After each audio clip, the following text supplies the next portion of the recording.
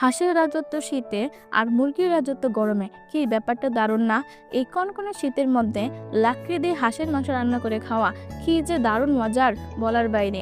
হাঁস খাইতে যেমন মজার, ঠিক তেমনি রান্না করা খুব কষ্টের। একটি হাঁস ভালো করে ক্লিন করা যে কতটা কষ্টের, বলার বাইরে।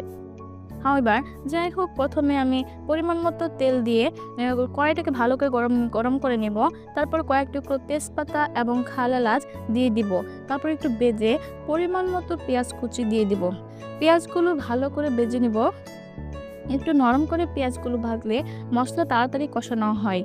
তারপর সব বাটা মশলাগুলো, অর্থাৎ জিরা বাটা, আদা বাটা ও পেঁয়াজ ও রসুন একসাথে বেটে নিয়েছিলাম, আর স্পেশাল মশলা বাটা দিয়ে দিব। এগুলো দেওয়ার পর আবার ভালো করে নাড়িয়ে অল্প পানি দিয়ে কষিয়ে নিব। হাঁসের মাংস মশলা কষানোর উপর ডিপেন্ড করে আপনার রান্না কত টেস্টি হবে।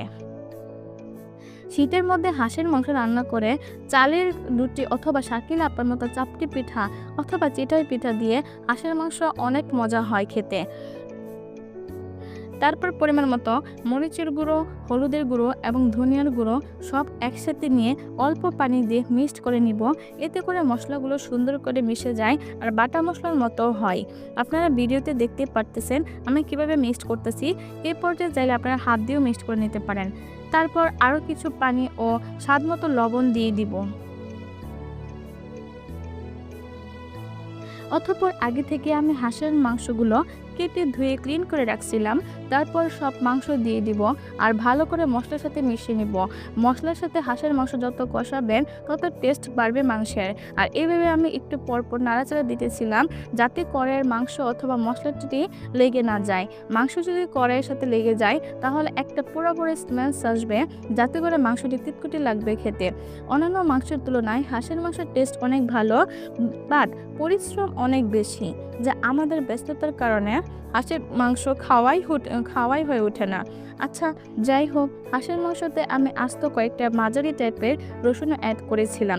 এতে করে যখন মাংসটি কুক হয়ে যাবে আর একটা রসুনের ভাতের সাথে চটকে খেলে, ইস কি যে টেস্ট বলে বোঝাতে পারবো না। আগেকার নানি অথবা দাদিদের আমলের মতো আমরা তো আর কোনো কিছু ফ্রেশ কিনে খেতে পারি না, তাই কোনো কিছু টেস্টও তেমনও পাই না। অ্যাট লাস্ট আমি মাংসটাকে অনেক টাইম ধরে কষাইয়ে তারপর কড়াই ভর্তি পানি দিয়েছিলাম ভালো করে সিদ্ধ হওয়ার জন্য। আর এভাবে অনেকক্ষণ জাল করে নেই। হাঁস রান্না করার জন্য অনেক সময় ধরে জাল করতে হয়। মাংস নামানোর আগে চাইলে আপনারা একটু ভাজা জিরার গুঁড়ো অ্যাড করতে পারেন, তাতে আরেকটু স্মেল ভালো আসে। আজকের মতো আমার ভিডিওটি যদি আপনাদের ভালো লেগে থাকে তাহলে ফলো দিয়ে শেয়ার করে দিয়ে দিবেন।